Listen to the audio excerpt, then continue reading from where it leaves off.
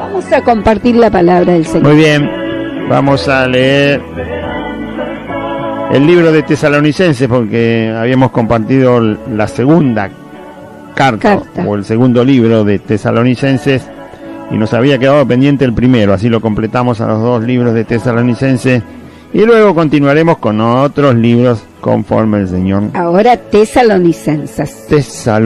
Capítulo. El capítulo 1. De primera. De la primera carta a los Tesalonicenses. Tiene 5 capítulos. Hoy leemos el capítulo 1 porque no es muy largo, tiene 10 versículos, así que lo vamos a leer todo. Todito. Y seguimos en los próximos programas. Muy bien. Muy bien. Bien. Dice entonces, la primera carta a los Tesalonicenses, capítulo 1, verso 1 al 10, en el nombre del Padre, del Hijo y del Espíritu Santo, para la gloria del Señor y Salvador Jesucristo. Amén. Dice así: Pablo, Silvano y Timoteo, a la iglesia de los Tesalonicenses, en Dios Padre y en el Señor Jesucristo. ¿Se escucha bien en el fondo? A ver. Sí, está bien ahí, perfecto. Pablo, Silvano y Timoteo, a la iglesia de los Tesalonicenses, en Dios Padre y en el Señor Jesucristo. Gracia y paz sean a vosotros de Dios Padre y del Señor Jesucristo. Damos siempre gracias a Dios por todos vosotros, haciendo memoria de vosotros en nuestras oraciones, acordándonos sin cesar delante del Dios y Padre nuestro de la obra de vuestra fe, del trabajo de vuestro amor y de vuestra constancia en la esperanza en nuestro Señor Jesucristo. Porque conocemos, hermanos amados de Dios, vuestra elección, pues nuestro evangelio no llegó a vosotros en palabras solamente, sino también en poder, en el Espíritu Santo y en plena certidumbre, como bien sabéis, cuáles fuimos entre vosotros por amor de vosotros. Y vosotros vinisteis a ser imitadores de nosotros y del Señor, recibiendo la palabra en medio de gran tribulación, con gozo del Espíritu Santo, de tal manera que habéis sido ejemplo a todos los de Macedonia y de Acaya que han creído. Porque partiendo de vosotros ha sido divulgada la palabra del Señor, no solo en Macedonia y Acaya, sino que también en todo lugar vuestra fe en Dios se ha extendido. De modo que nosotros no tenemos necesidad de hablar nada, porque ellos mismos cuentan de nosotros la manera en que nos recibisteis y cómo os convertisteis de los ídolos a Dios, para servir al Dios vivo y verdadero, y esperar de los cielos a su Hijo, al cual resucitó de los muertos, a Jesús, quien nos libra de la ira venidera. Muy bien. Bueno, este es el texto de Primera de Tesalonicenses, capítulo 1, completo, ¿no? Del verso 1 al 10. Gloria al Señor. Bueno, vamos a pedirle al Señor que nos ayude a tener más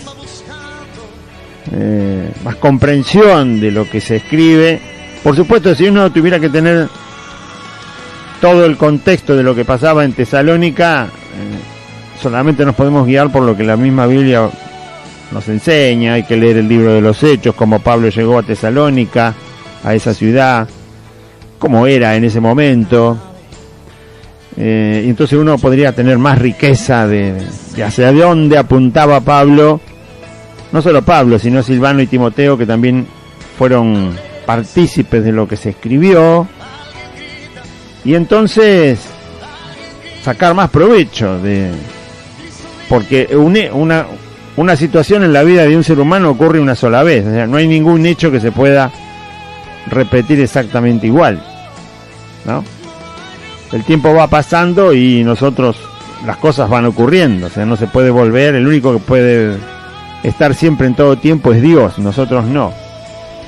Ahora, los de Tesalónica habían llegado a escuchar el Evangelio, creyeron, como cualquiera que al escuchar las buenas noticias, las buenas nuevas de salvación en Cristo, cree, se arrepiente y cree, y por supuesto fueron confirmados y enseñados en las verdades fundamentales del Evangelio para que se queden allí mientras Dios los iba a ir perfeccionando, santificando, limpiando, haciéndolos madurar y crecer, que desarrollen los sentidos espirituales, que reciban las cosas de arriba. Bueno, todo eso es lo que tiene que pasar en la vida de un creyente, que generalmente se le da poca importancia, se le da más importancia a otras cosas.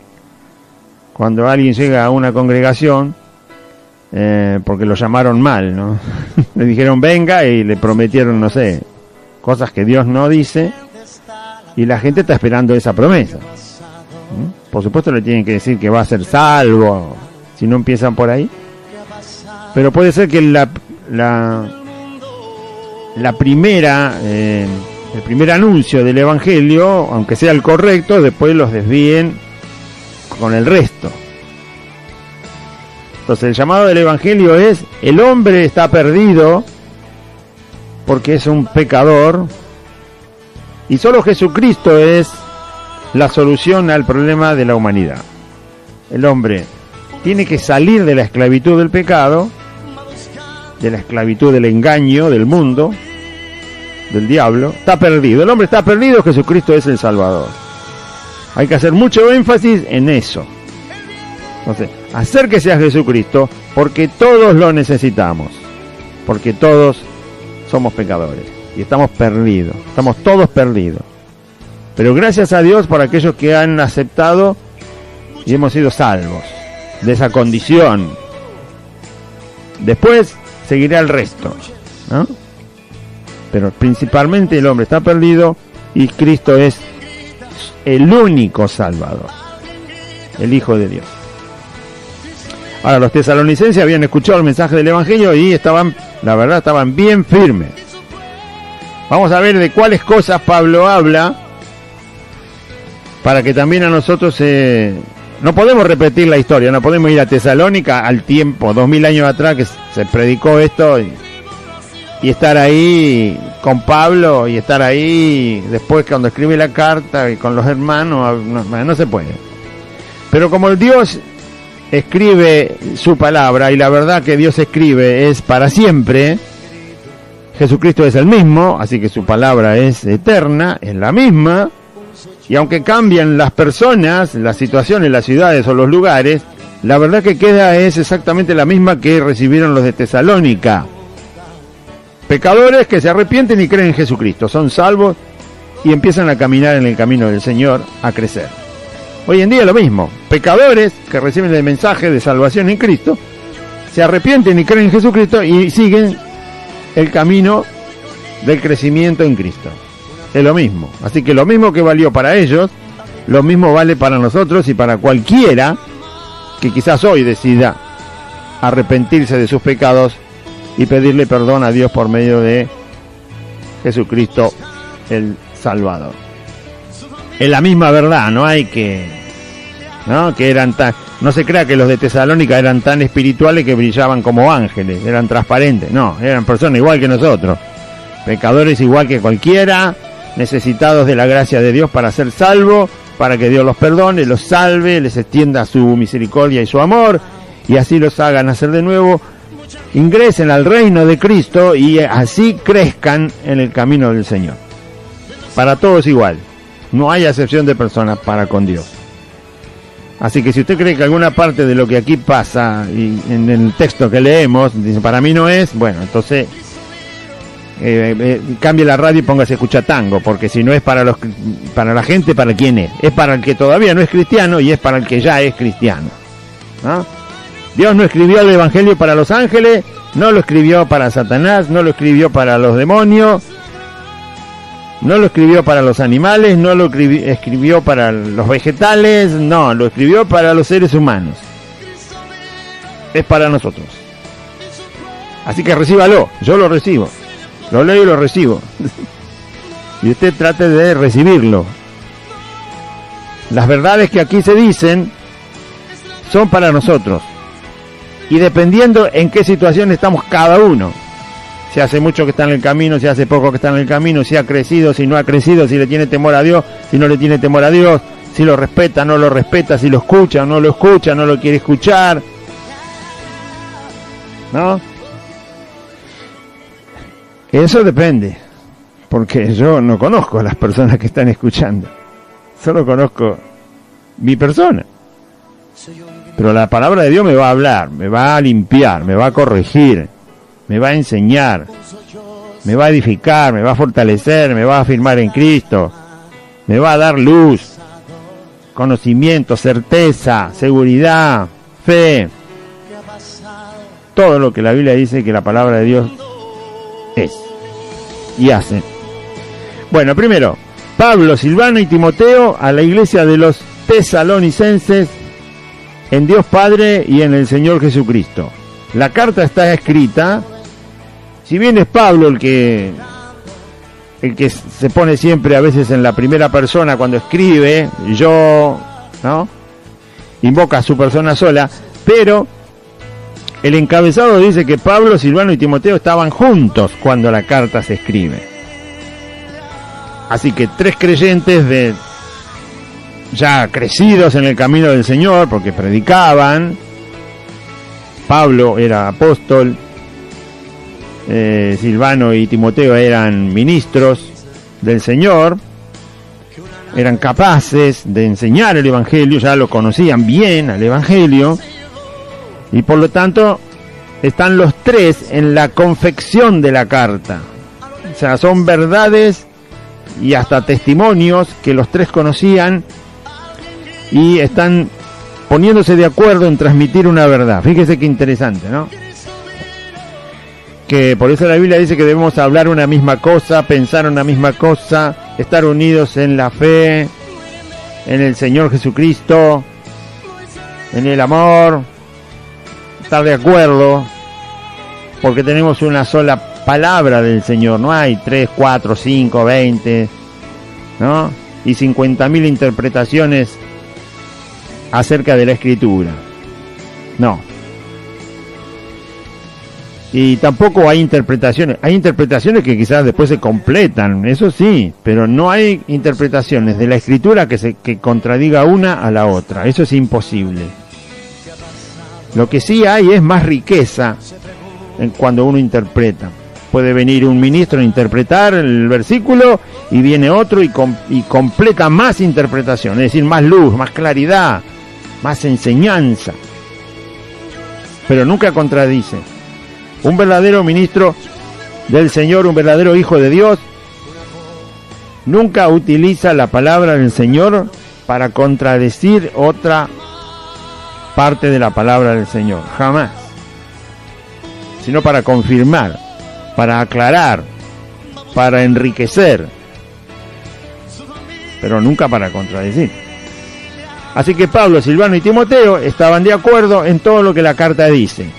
3 hermanos, 3 ministros, que de acuerdo a la verdad del Evangelio que les había sido revelado a cada uno, que era la misma, por supuesto, el mismo Evangelio, deciden escribir o anunciar al resto, a una iglesia, verdades del Evangelio.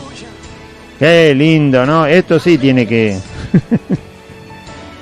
Esto sí que tiene que estar en los creyentes. Pongámonos de acuerdo para edificarnos todos, para edificar a los hermanos, para que reciban lo que necesitan, para que crezcan, para que se afirmen, para que se le vayan los temores.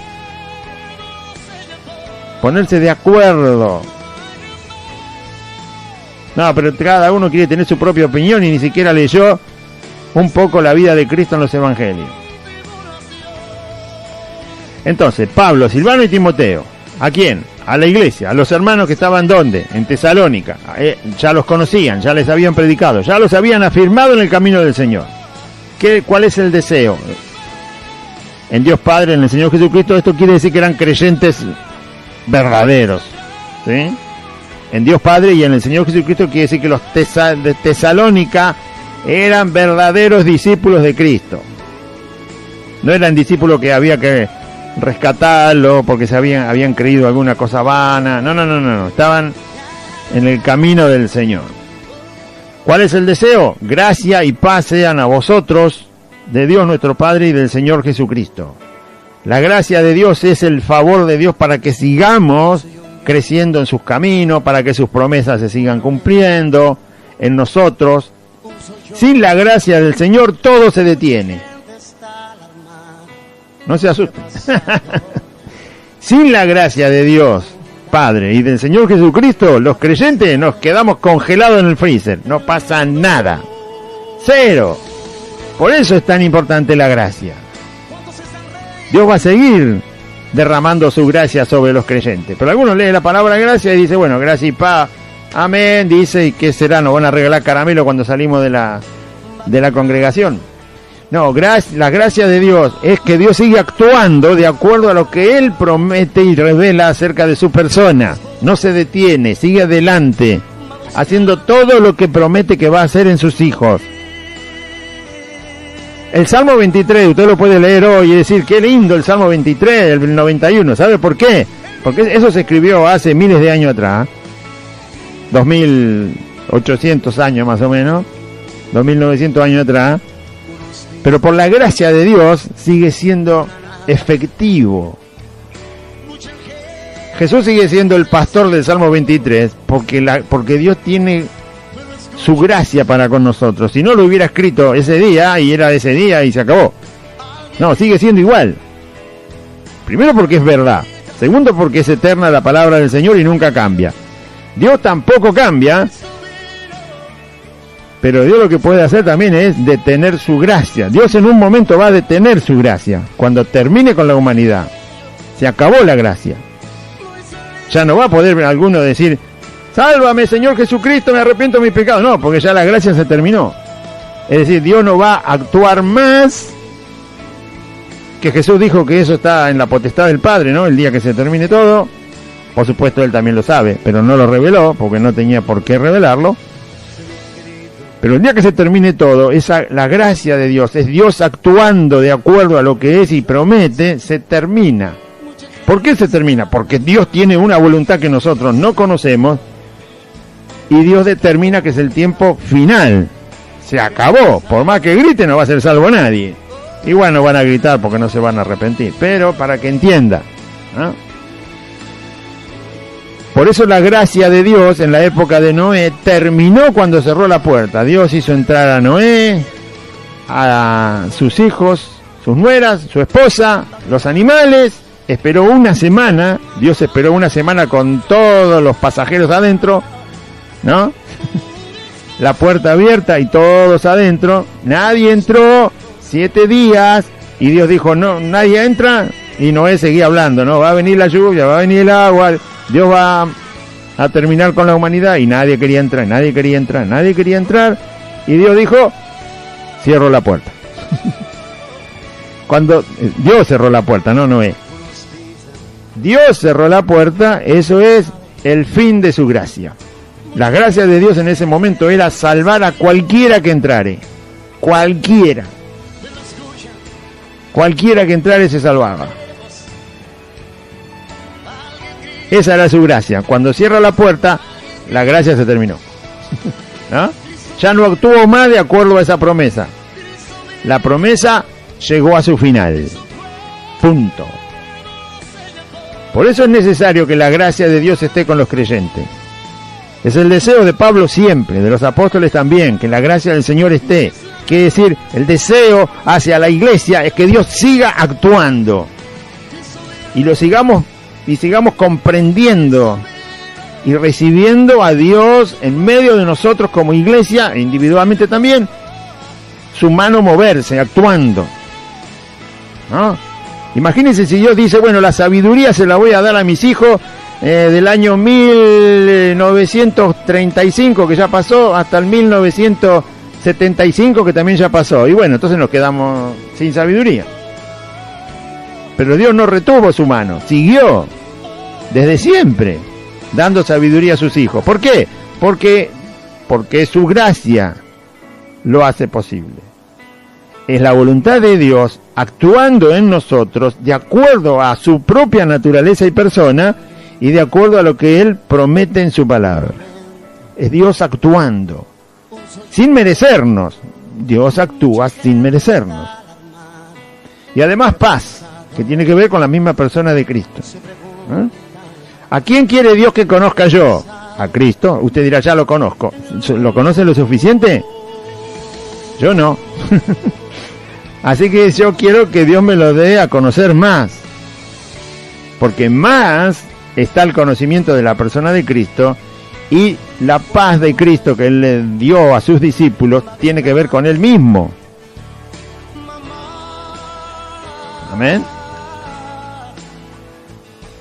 Gloria a Dios.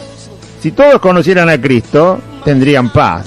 Y el coronavirus, la verdad que nadie se asustaría del coronavirus, ni del dengue, ni la de hepatitis A, B, C, ni de la meningitis, ni de la tuberculosis, ni de la... ¿sí? Bueno, vio lo importante que es la paz de Cristo. Por eso andan todos alborotados. Ya el mundo se está transformando por ese coronavirus, se está transformando para cualquier lado se transforma.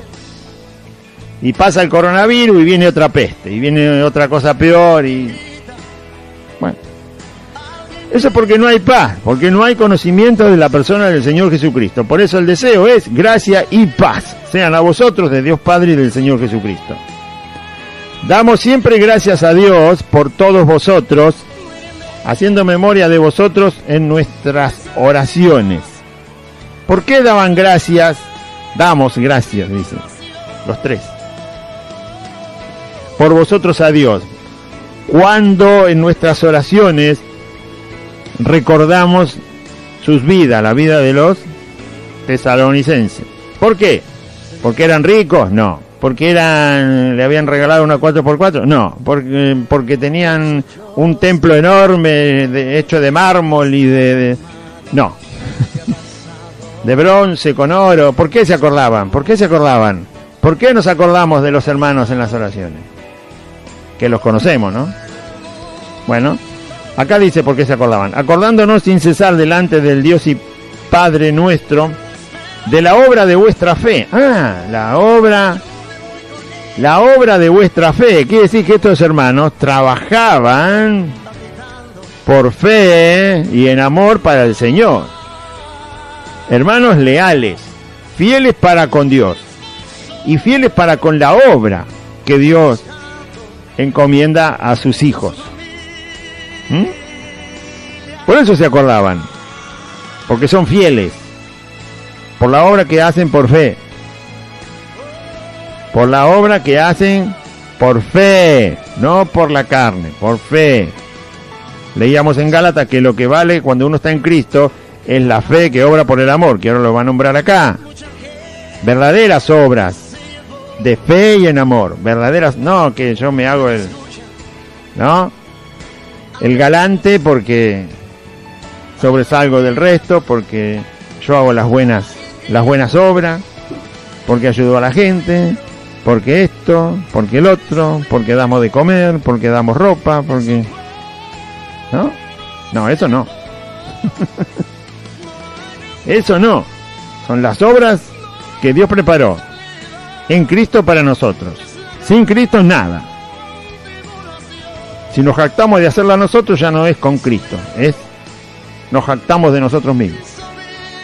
Fíjese qué clase de verdaderos creyentes que eran, ¿no? Ahora, cuando alguien tiene, Jesús dice, se le va a dar más. Pablo, Silvano y Timoteo seguían una regla que habían aprendido del Señor Jesús. Aquel que tiene, se le va a dar más. Cuando uno tiene de parte de Cristo, lo que Cristo da, de parte de Dios, lo que Dios da, entonces ¿cuál es el deseo? Que reciban más. Es lo que enseña Cristo, su reino es así. Si uno se queda sin hacer nada para el Señor, lo leímos el domingo, la vid verdadera, el pámpano que da fruto, Dios lo limpia y para que lleve más fruto, y el que no tiene fruto lo corta, es decir, ya se queda como es inactivo porque no quiere hacer nada, porque no quiere llevar fruto, porque quiere hacer todas las cosas por su carne, porque quiere prevalecer sobre el resto, porque quiere mostrarse, porque quiere ser relevante por encima del resto. Todo eso es carne, todo eso no sirve, no está hecho en Cristo. Entonces no lleva fruto del Evangelio ni de la fe, y Dios lo corta. ¡Sic! ¿No? Seguí con tu carne, seguí haciendo vos, dale, ¿no? Pero estos cristianos sí. Y la oración de estos tres varones, Pablo, Silvano y Timoteo, es para que siguieran recibiendo más de Dios, porque si tiene, se le da más. Lo dice Cristo, no lo decimos nosotros. Al que no tiene nada, bueno, no se le va a dar nada.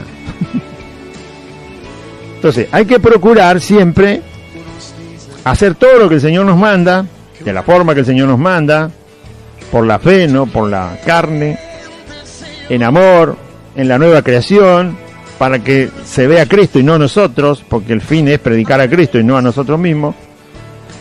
Y entonces Dios va a seguir añadiendo.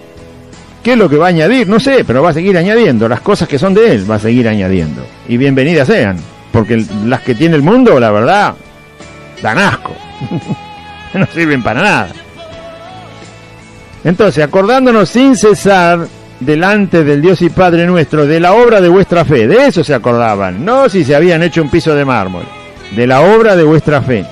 Creyeron, se afirmaron y empezaron a hacer las cosas que tienen que ver con el reino del Señor. Crecer, afirmarse, anunciar el Evangelio, que eso es lo que habla mucho, expandir la verdad de la salvación en Cristo, del trabajo de vuestro amor, la obra de vuestra fe y el trabajo de vuestro amor es lo que Pablo enseña en Gálatas. Lo que vale en Cristo es la fe que obra por el amor, ¿no? ¿Sí? Y de vuestra constancia en la esperanza en nuestro Señor Jesucristo. Ahora va a ver por qué dice la constancia de la esperanza. Cuando estamos en Cristo tenemos esperanza, ¿no? Hay esperanza, pero por donde mire, por donde observe lo que es la vida de un ser humano, Cristo puso una esperanza. ¿Está enfermo? El que está en Cristo tiene una esperanza. ¿Está solo? El que está en Cristo tiene una esperanza. ¿Está afligido? El que está en Cristo tiene una esperanza. ¿Está aborrecido por el resto? El que está en Cristo tiene una esperanza. Todo lo que pueda una persona experimentar día tras día en su vida, y es a veces imposible o no se puede, en Cristo está la esperanza. El tiempo de vida que tenemos está puesto en una esperanza, en una persona que se llama Jesucristo. Yo estaba buscando el pasaje mientras Aide hablaba, porque cuando uno le hacen ponerle a mira en el día que me voy a morir, o cuánto me falta para morirme, o que esto que el otro, está haciendo algo que el Señor nunca dice que hay que hacer. En Filipenses 2:12 dice Pablo que nos ocupemos de nuestra salvación. No de cuántos días nos faltan, cuántos años nos quedan. No, ocupémonos de nuestra salvación. Es una ocupación. Es decir, mi mente tiene que ocuparse de mi salvación, de que esté más firme, de que reciba más cosas del Señor que son eternas, de que pueda servir al Señor y al cuerpo de Cristo. Bueno, hay tantas cosas para ocuparse de la salvación, son miles. De que otro conozca el Evangelio, de que otro se acerque a Cristo, de que otro reciba, de que otro se convenza de que es pecador y se arrepienta. Ocuparse de la salvación que Dios puso en nosotros. ¿Sí? De eso debemos ocuparnos. En nuestra mente, en nuestras palabras, en nuestros conceptos y argumentos hacia los demás para que crean. En el día que va a venir hay que ocuparse de la salvación, enriquecerse. Jesús dijo bien claro en el Evangelio que no puede alguien ser mayor, el siervo no puede ser mayor que su Señor. ¿Estamos sirviendo a Cristo? Bueno, mayor que Cristo no podemos ser, es obvio que no, porque Él fue perfecto y sin pecado, y el Hijo de Dios. Pero si el Señor dice, el que fuere perfeccionado, bástale ser como su Señor. Mira dónde nos pone el Señor. Mire cuánto hay. Un hombre revolucionó toda la humanidad, caminando nada más que 3 años, en un país tan chiquitito que nadie lo tiene en cuenta, pero lo quieren borrar del mapa, pero en un lugar del mundo insignificante, entre medio de unos pescadores, sin tener nada en la mano, porque no tenía herramientas físicas. El Señor revolucionó la humanidad. Mira hasta dónde el Señor dice, pueden llegar a ser como yo, no superior a mí, pero pueden ser como yo. Se refiere a todo lo que podemos hacer, aún si no tenemos nada, porque todos se basan en el poder del dinero, o en el poder de la multitud, o de la cantidad, o de lo esplendoroso, o de lo famoso. No. Ese no es Dios. Entonces, ¿cuánto hay para hacer en cuanto a ocuparnos de nuestra salvación? Muchísimo. Hasta llegar a lo que hizo Cristo, muchísimo hay para hacer. En todo sentido. Con todo lo que el Señor nos dé, hay muchísimo para ocuparnos de la salvación. ¿Y nos vamos a ocupar de otra cosa?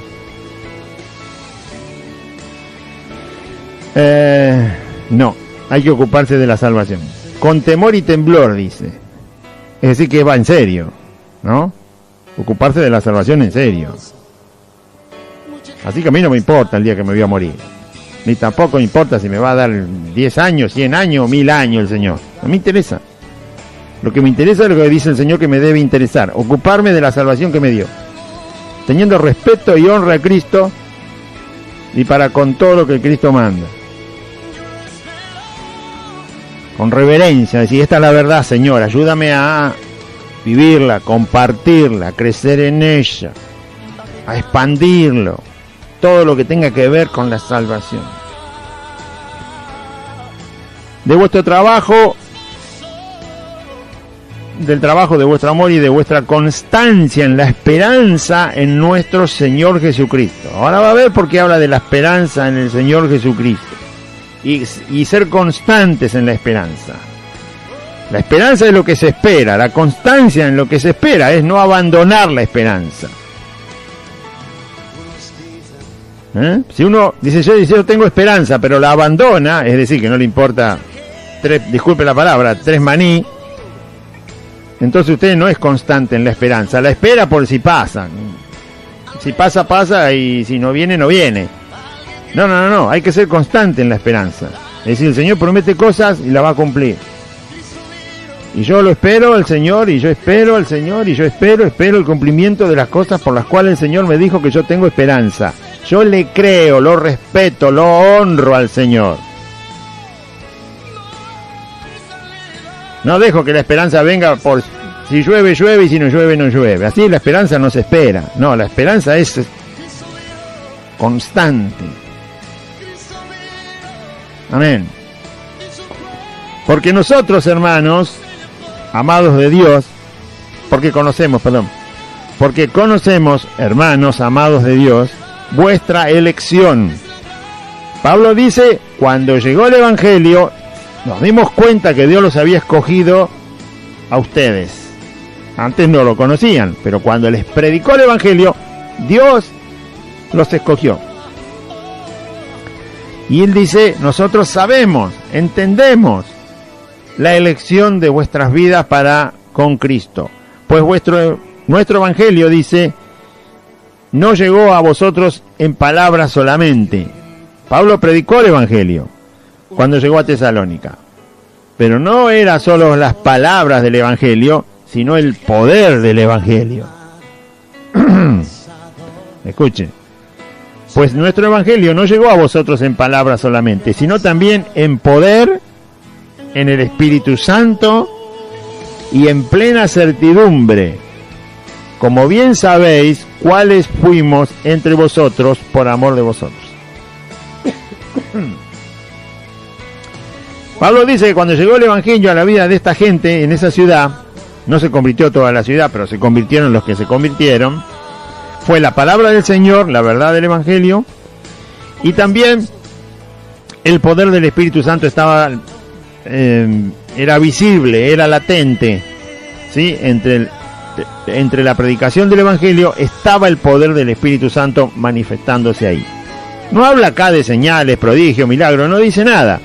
Pero si el poder del Espíritu Santo se manifestó, quiere decir que la gente se convirtió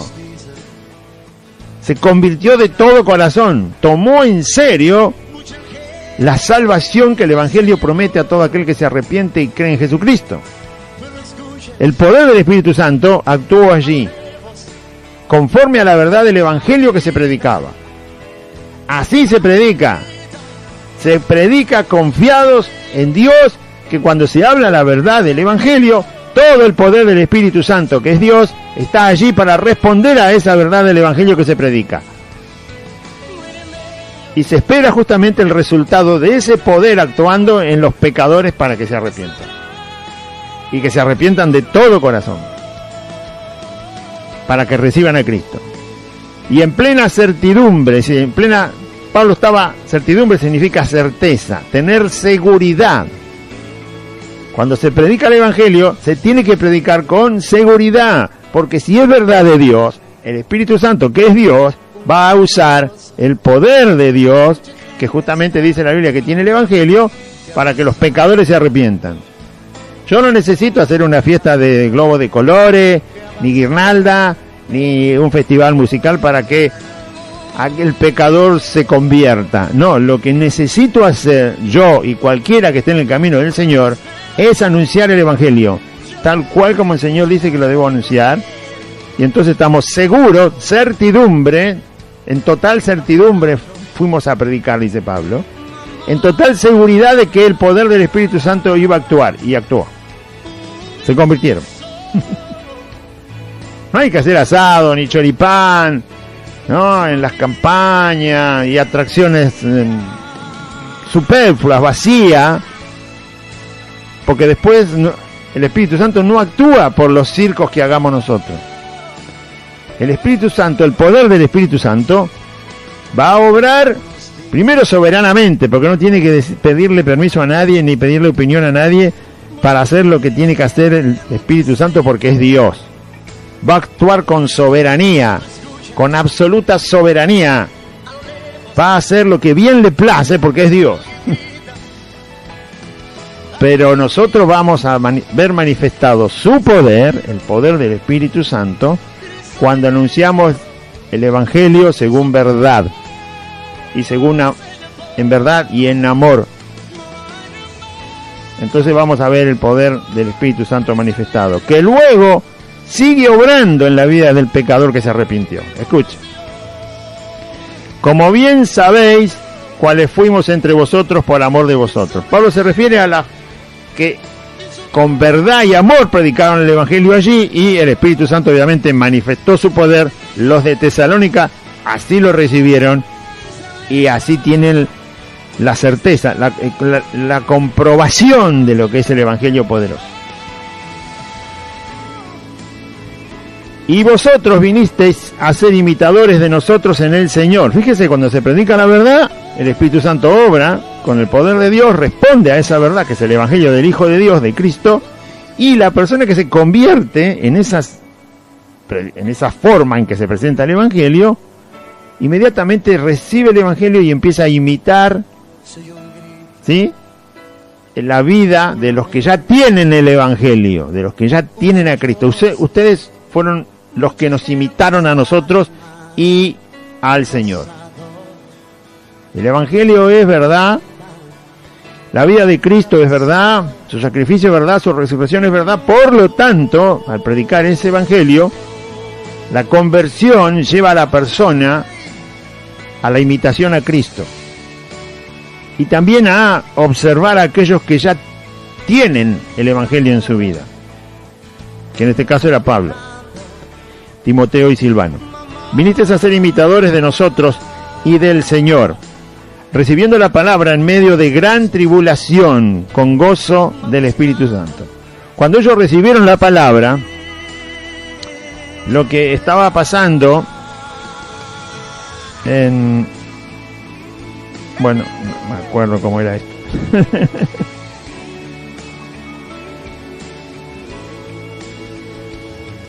Ahí está. Cuando llegó la palabra a los de Tesalónica, estaban en tribulación, es decir, en sufrimiento. Pero recibieron, por alguna causa había tribulación en esa ciudad, por alguna causa había problemas. No se olvide que Roma gobernaba todo y era militar el dominio. Y obviamente impuesto ya a la fuerza. Pero había tribulación, había sufrimiento entre medio de esa gente y llegó el Evangelio y ellos recibieron el Evangelio con gozo. No se les terminó la tribulación seguía. Pero recibieron con gozo el mensaje del Evangelio, con gozo del Espíritu Santo. Porque el Espíritu Santo era el que estaba actuando para que se convirtieran a la predicación del Evangelio. No eran aplauso, medalla y beso, no eran luces, no eran música y circo y cosas que hagan motivar a la gente y emocionarla y nada más, porque después no pasa nada. No, tiene que ser en verdad en el Espíritu Santo, la predicación del Evangelio, confiando absolutamente en Cristo, que nos mandó a predicar. Señor, tú nos mandaste, acá estamos, hablamos la verdad, y tu Espíritu Santo, que es Dios y está con nosotros, y en nosotros va a hacer la obra en aquellos que son para salvación. Punto. Y aun cuando las personas estaban en una tribulación y la tribulación no terminó por convertirse, ellos estaban gozosos. Lo que habían recibido era algo que nunca habían escuchado: la verdad del Hijo de Dios y de la salvación por la fe en Él. Por supuesto que esto hizo que la tribulación sea menos dolorosa, porque sin Cristo la tribulación oprime hasta destruir a la persona, hasta arruinarla. Pero en medio de la gran tribulación que tenían, o la tribulación que tenían, ellos recibieron el Evangelio con gozo. No se les arregló la vida de la noche a la mañana, pero entendieron lo que estaban recibiendo. Entendieron lo que estaban recibiendo. Era el perdón de sus pecados, la salvación de sus almas para vida eterna, la seguridad, lo que decía el devocional, la seguridad de que la vida no termina en la tumba, sino que Cristo resucita, salva y preserva a los que creen en vida permanente, y que no es la nada lo que hay, sino la vida eterna con Cristo, y la vida en continuación cuando cerramos los ojos acá, en continuación, no en final, en continuación, en la presencia del Señor. Gloria a su nombre. De tal manera habían recibido con gozo, en medio de semejante sufrimiento, la salvación y el Evangelio, que de tal manera dice que habéis sido ejemplo a todos los de Macedonia y de Acaya que han creído. Los de Macedonia y los de Acaya no estaban pasando la tribulación que pasaban los de Tesalónica, son zonas de ahí cercanas, ¿no? Cuando esta gente, en medio de tribulación, de sufrimiento, de problemas, cree en el Evangelio, y eso después se hizo notorio para el resto, para las ciudades vecinas, resulta que eso es un ejemplo de decir, si personas que con tanto sufrir, con tanto problema, igual se abrazan de Cristo, y aunque el problema no se les termina, siguen abrazados a Cristo, siguen creyendo, siguen teniendo la esperanza, continúan en la esperanza, como dice ahí, eso es un ejemplo, dice, no motivación, sino ejemplo. ¿Cómo no vamos a creer nosotros si estamos en una situación de menor sufrimiento? Cuando uno soporta las tribulaciones y cree en el Señor y se queda ahí parado, los demás, que no están en una situación de sufrimiento, tienen que tomar ejemplo de eso.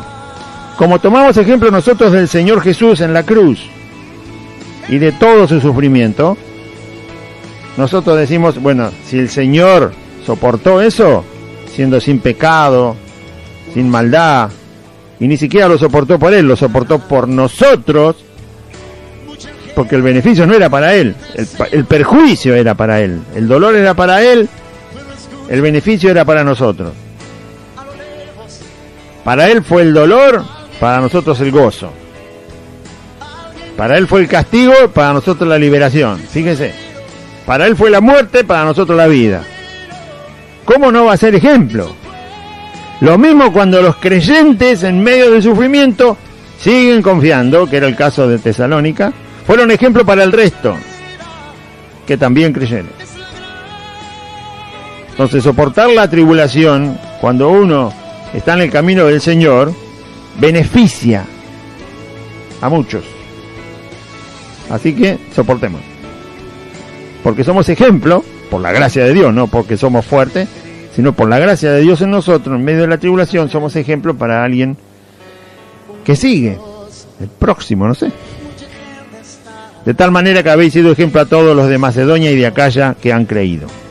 Porque partiendo de vosotros, desde Tesalónica, ha sido divulgada la palabra del Señor, no solo en Macedonia y Acaya, sino que también en todo lugar vuestra fe en Dios se ha extendido, de modo que nosotros no tenemos necesidad de hablar nada. Fíjese, se había extendido tanto la noticia de la fe de esta gente de Tesalónica, que era tan firme, tan segura en Cristo, que el resto de la zona recibió el Evangelio, se abrió al Evangelio, ¿no? Y creyó en Jesucristo. Y cuando Pablo pasaba por ahí con Silvano y Timoteo, resulta que la gente ya le había llegado el Evangelio. ¿Por qué? Por el amor que habían puesto en Jesucristo esta gente de Tesalónica. ¿Entiende?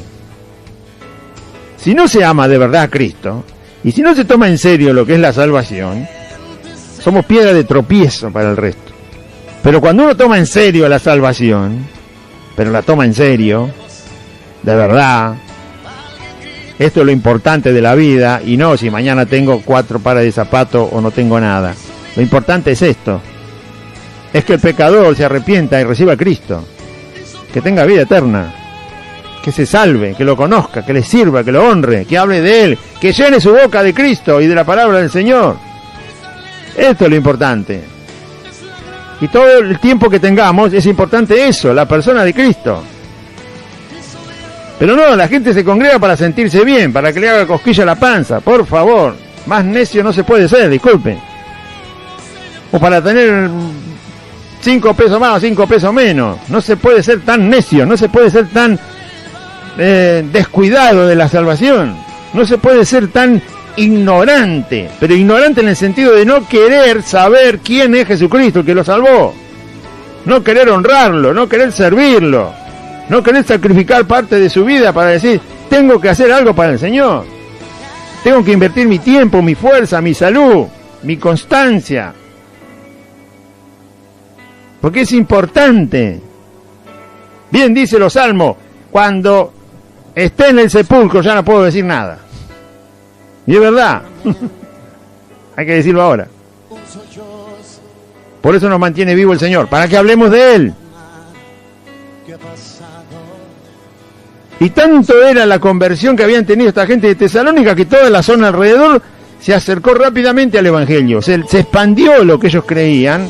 Y Pablo cuando pasaba dice, sí, ya lo conocemos a Cristo, porque ya nos hablaron los de Tesalónica, vinieron para acá, nos vinieron a traer un cargamento de lana, qué sé yo, le vendimos, no sé, queso de cabra, y hablando, nos hablaron del Evangelio. Y es una maravilla, cómo hablan del Señor, cómo lo conocen, cómo se afirmaron. Nos enseñaron las cosas fundamentales del Evangelio, hemos creído. Muchos se habían bautizado.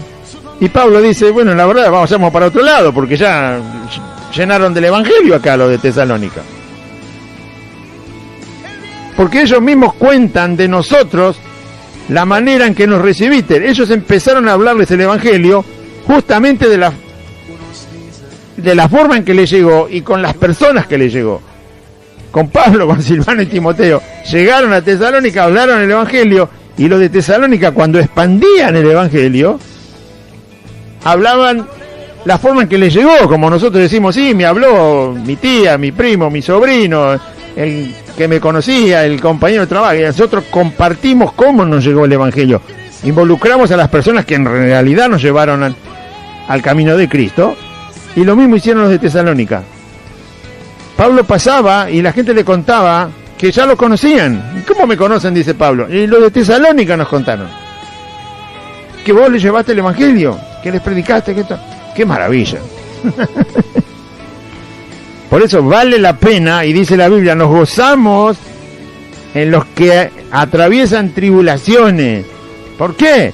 Porque si permanecen en medio de las tribulaciones, firmes y constantes en el Señor, predicamos el evangelio, hermano, hablamos la verdad de Cristo, y no nos importa lo que nos pase alrededor. Y así la gente lo recibe, porque tiene el ejemplo de Cristo a la vista. No que nosotros somos igual que Cristo, sino que Cristo puso al mundo en un lugar absolutamente secundario. El mundo, me refiero a lo que el mundo le da valor, lo puso en el lugar correcto que debe tener, en la vanidad. El mundo es vano, Cristo es vida. El mundo es vano. ¿No quiere hacerse un paseíto por China? ¿No le gusta tomarse un avión ahora? Ahora nadie quiere ir a China de vacaciones, ¿no? ¿A Italia? ¿No quieren ir a Italia? Se está llenando de infectados. ¿Nadie tiene pasaje para ir a Roma este año? ¿Qué pasó? El gobierno de Italia está viendo cómo va a hacer para que las empresas no se fundan. Mire usted. ¿Por qué? Porque Italia depende del turismo. Si no le van turistas, la alcancía se le vacía. Y con este problemita del coronavirus, nadie quiere ir, porque ya se infectaron más de 2.000 personas en Italia.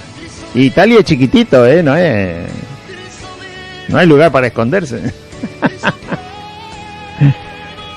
Ah, ¿vio? Que el mundo es vano. ¿Cómo? Ahora no hay que ir al Coliseo a ver las ruinas ahí en Roma, el Vaticano, para conocer las maravillas del turismo. Se acabaron las playas de aguas azules. Nadie quiere ir ahora. Bueno, el mundo es vano, el mundo es vano. En los barcos tiene que controlar quién sube, a ver si están enfermos, si están contagiados, en los aviones, en los aeropuertos, en las entradas y salidas a los aeropuertos, en lugares donde hay mucha gente. ¡Ay, ay, ay!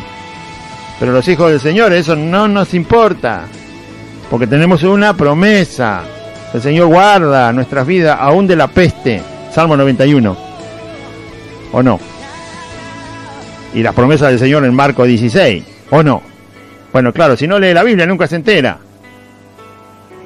Tómelo en serio al Señor, porque el mundo es vano y Cristo es vida.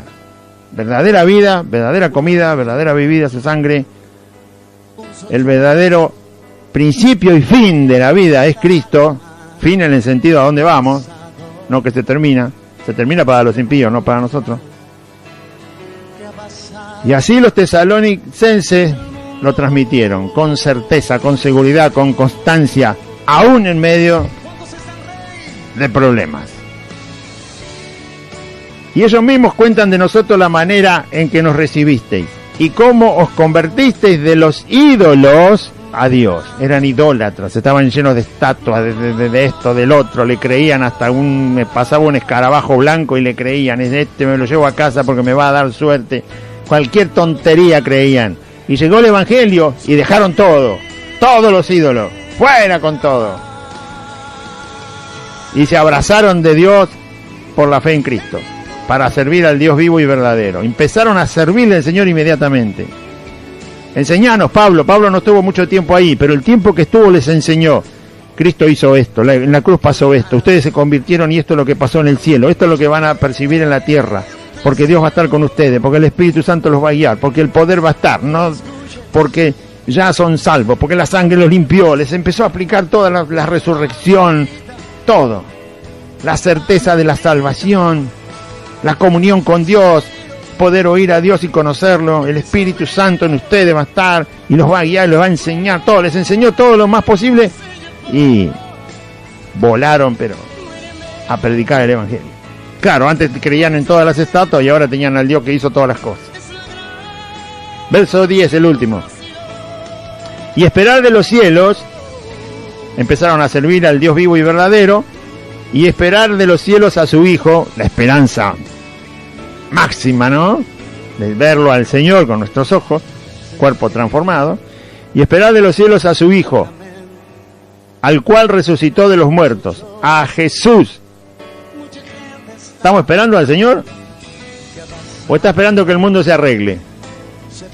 ¿Está esperando que se arreglen las cosas en el mundo? En el mundo las cosas no se arreglan, porque está en tinieblas. Se arreglan en la vida de aquel que se arrepiente como pecador y le pide a Cristo que sea su Salvador y Señor. Esperad de los cielos a su Hijo, al cual resucitó de los muertos, a Jesús, quien nos libra de la ira venidera. La ira venidera es, si usted no lo sabe, la destrucción de la humanidad, el fin de la humanidad, ¿sí? No que un meteorito, no. Cuando Dios determine el fin de la humanidad, de todos los hombres, bueno, esa es la palabra, la ira venidera. Pero a nosotros el Señor nos llamó a vida eterna. Gloria a Dios. Justamente ahí dice, para librarnos de la ira venidera. Porque si no estábamos todos en ese momento, vivos o muertos, para condenación. Vamos a orar. Diga así conmigo, acompáñeme en una oración y diga: Padre Celestial, en este día escuché tu palabra y yo confieso que Jesucristo es el Señor y creo en mi corazón que Dios lo levantó de los muertos.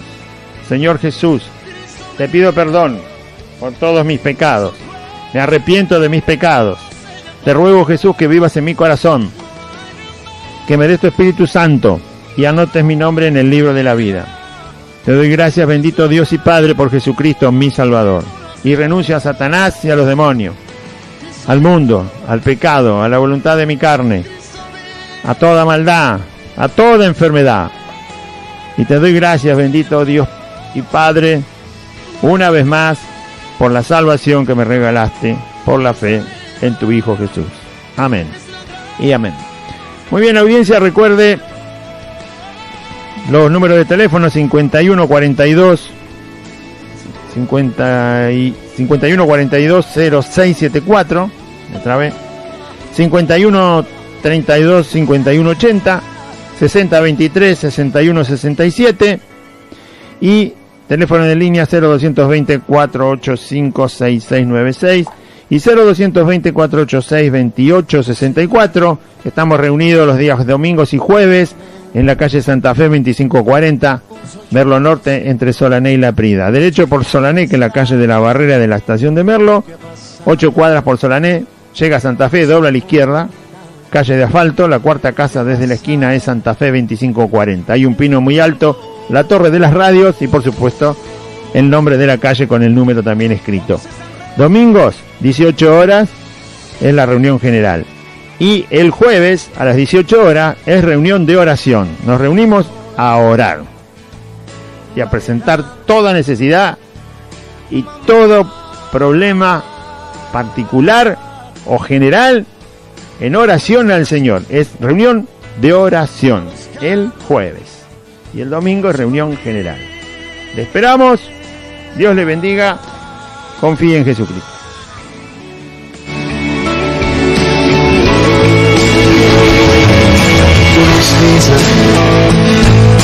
Que una nave lucha